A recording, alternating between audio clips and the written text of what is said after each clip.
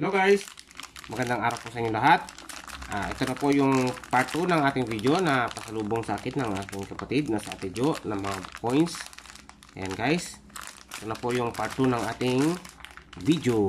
Isishare ko lang po ang mga pasalubong sa akin ng aking kapatid na sa Ate Jo. Ayan, from Canada po.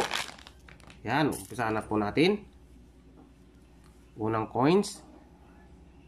Ayan, $quarter from America. Ayan, Texas State $quarter po, 2004. Pangalawa, Canadian dollar, 25 cents. Ayan, 2014. $1 Canada, 2016, commemorative coin. Ayan, Queen Elizabeth II. Third, $quarter America, Minnesota, 2005. $quarter ulit, USA State Park, 2011. Dito po tayo sa $2. Ayan, commemorative coin, Queen Elizabeth II. And colored, 2021. Ayan. Ayan ulit, $quarter USA, Virginia, year 2000.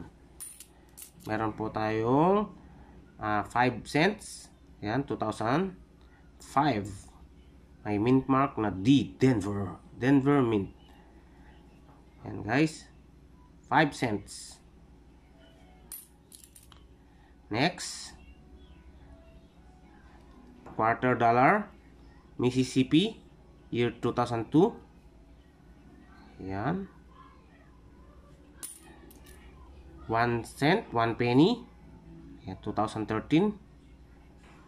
Ayan po siya, Denver Mint, 1 cent.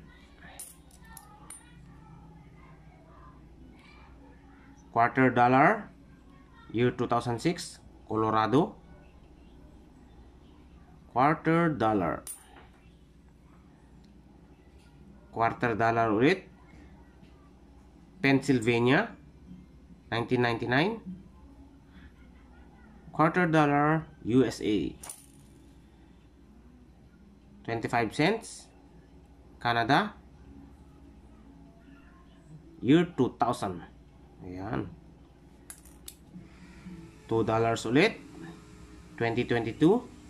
Canada, bimetallic, commemorative coin, colored. Ayan,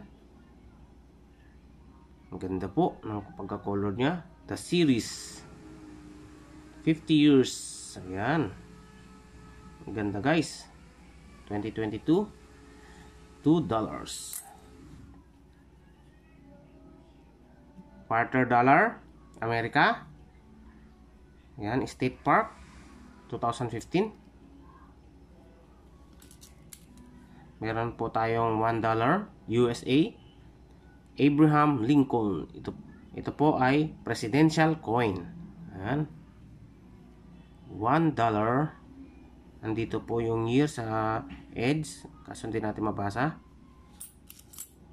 Meron po tayong $quarter ulit, Amerika, Alaska, 2008. Meron po tayong 1 dime or 10 cents. Ayan, 2001,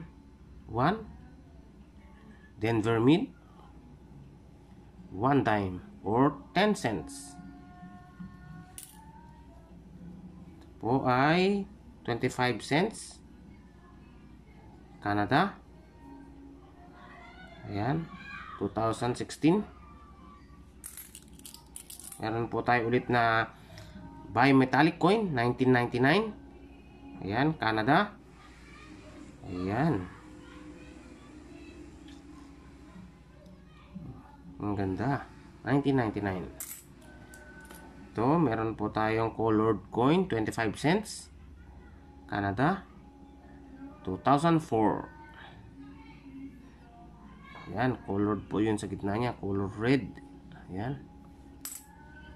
Last 4 coins. $1/4, Amerika. Ayan.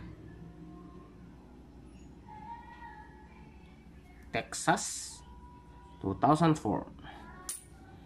Last 3 coins. $1/4 ulit, Amerika. Hawaii, 2008. Last 2 coins.